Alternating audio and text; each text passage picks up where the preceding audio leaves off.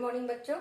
आज हम 9वीं के सामाजिक अध्ययन में देखेंगे सेवा क्षेत्र।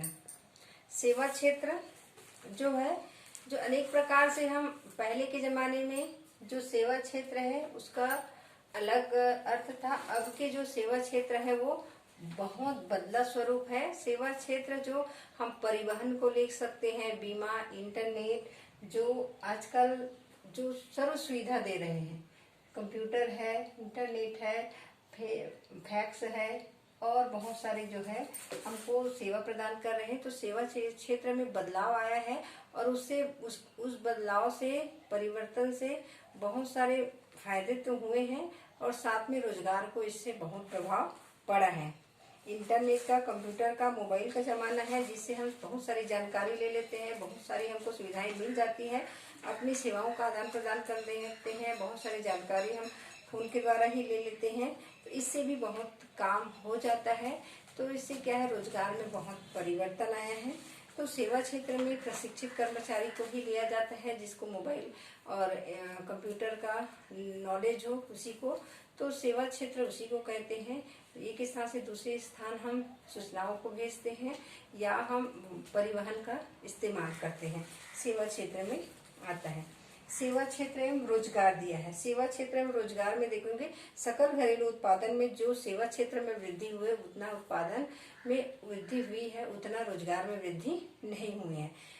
50-51 में सकल घरेलू उत्पादन में सेवा क्षेत्र का योगदान लगभग 30% था, जो वर्ष 2009-10 में 57% हो गया।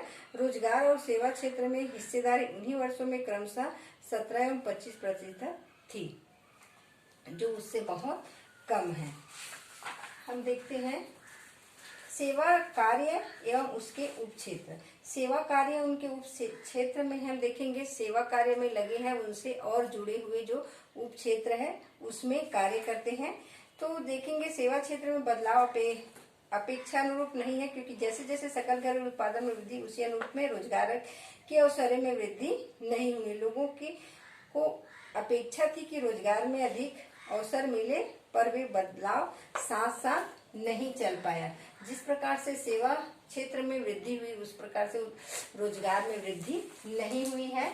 उसका पहला देखते हैं, व्यापार, होटल एवं रेस्टोरेंट तथा परिवहन, भंडारण और संचार।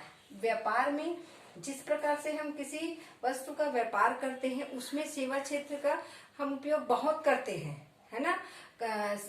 कहीं से हमको सामान लाना ले जाना है, दूसरे जगह से व्यापार करना है, किसी वस्तु को मंगाना है तो फोन के द्वारा हम कर सकते हैं, इंटरनेट के द्वारा कर सकते हैं, इनकी जानकारी हम ले सकते हैं, कंप्यूटर से कर सकते हैं।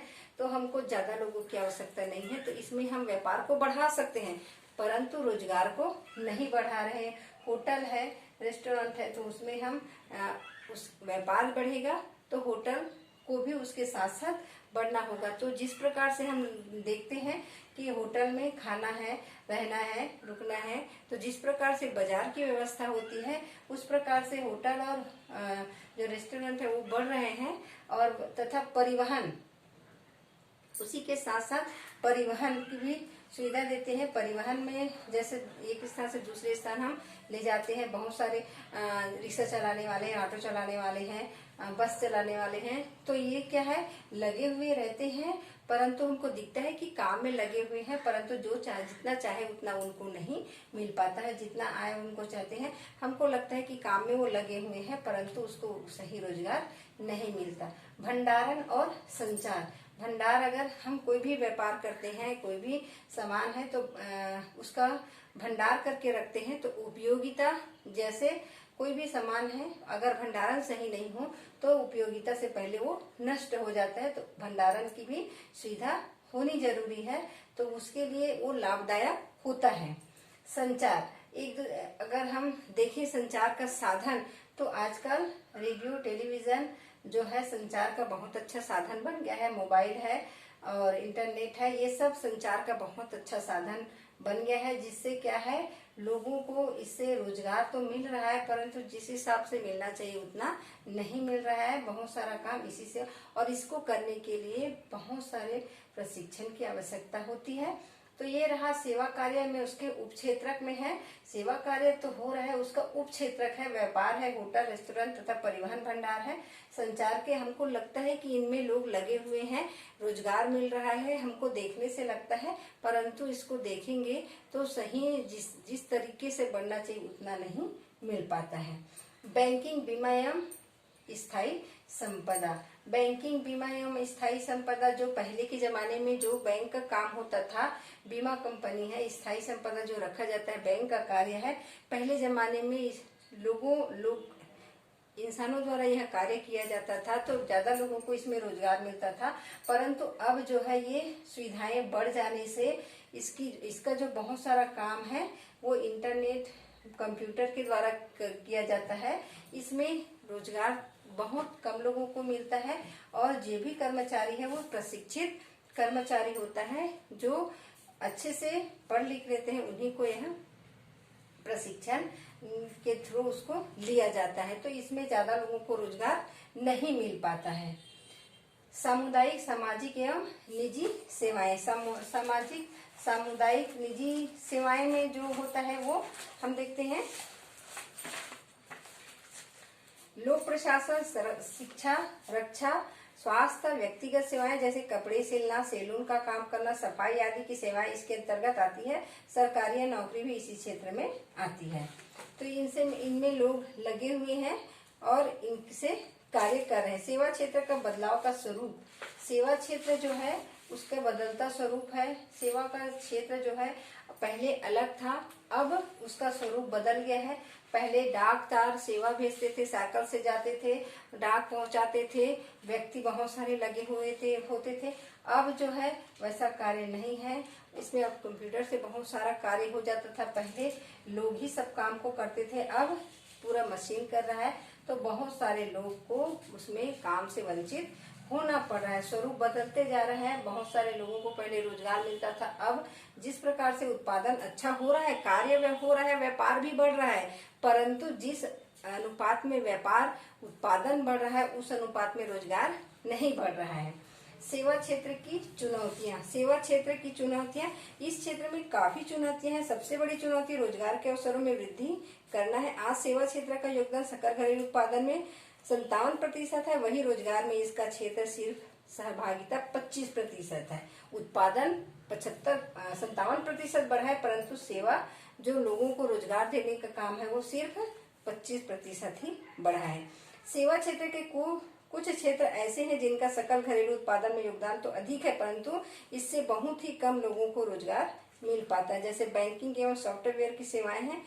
एक और इन सेवाओं के लिए उच्च प्रशिक्षित कर्मचारी की आवश्यकता होती है, तो दूसरी तरफ इसमें उपक्षेत्रक भी हैं जिससे बहुत अधिक लोगों को रोजगार प्राप्त हुए हैं, परंतु जीडीपी में इनका योगदान काफी कम है। जैसे छोटे व्यापार स्वरोजगार में काम करने वाले की संख्या अधिक है और इसका उत्पादन में योगदान सीमित है। इससे सेवा क्षेत्र को दोहरा रूप दिखाई देता है। संगठित क्षेत्र में रोजगार के अवसर अपेक्षाकृत काफी कम है। वर्ष 2009-10 में प्राप्त आंकड़ों के आधार पर संगठित क्षेत्र में कार्य करने वाले सेवा क्षेत्र के कर्मचारियों की संख्या लगभग 30% थी, जबकि असंगठित क्षेत्र में कार्य करने वाले कर्मचारी की संख्या 70% है। पहले हम बता दिए हैं संगठित कर्मचारी और असंगठित कर्मचारी। संगठित कर्मचारी को जो बहुत सारी सुविधाएं दी जाती है और असंगठित में कुछ सुविधाएं नहीं मिलती है। संगठित कर्मचारी, असंगठित कर्मचारी, संगठित कर्मचारी जो परमानेंट होते हैं उसको कंपनी द्वारा लिया जाता है, उसको सारी सुविधाएं देते हैं और सेवानिवृत्ति के बाद पेंशन भी दिया जाता है। उनको शिक्षा, स्वास्थ्य सभी की सुविधाएं देते हैं, परंतु असंगठित कर्मचारी को कुछ सुविधाएं नहीं दी जाती है। इसको वेतन भी कम रहता है, ना से उनको किसी प्रकार की सुविधा देती है। छुट्टी मारने पर भी उसका पैसा काट लिया जाता है और सेवानिवृत्ति के बाद कुछ रकम नहीं दिया जाता है। परंतु संगठित क्षेत्र में उसको बहुत सारी छुट्टियां भी मिलती है, स्वास्थ्य संबंधी समस्या आने पर छुट्टी मिलती है और शिक्षा, स्वास्थ्य, पानी, नल, सबकी सुविधा, बिजली, सबकी सुविधाएं दी जाती है। सर्व सुख के साथ उसको काम दिया जाता है और उसके सेवानिवृत्ति के बाद उसको जीवन पर्यंत पेंशन दिया जाता है। ये रहा संगठित कर्मचारी और असंगठित कर्मचारी। बहुत सी सेवाएं कृषि एवं विनिर्माण के जुड़ी हुई हैं, जैसे व्यापार एवं परिवहन की सेवाएं। यदि कृषि एवं विनिर्माण उद्योगों का विस्तार होता है तो इससे उत्पादन बढ़ेगा और व्यापार तथा परिवहन सेवाओं की मांग में भी वृद्धि होगी। तो सेवा क्षेत्र ऐसा है, उत्पादन तो बढ़ेगा परंतु रोजगार उसके आधार, जिस अनुपात में उत्पादन बढ़ा है उस अनुपात में जो है रोजगार नहीं बढ़ा है।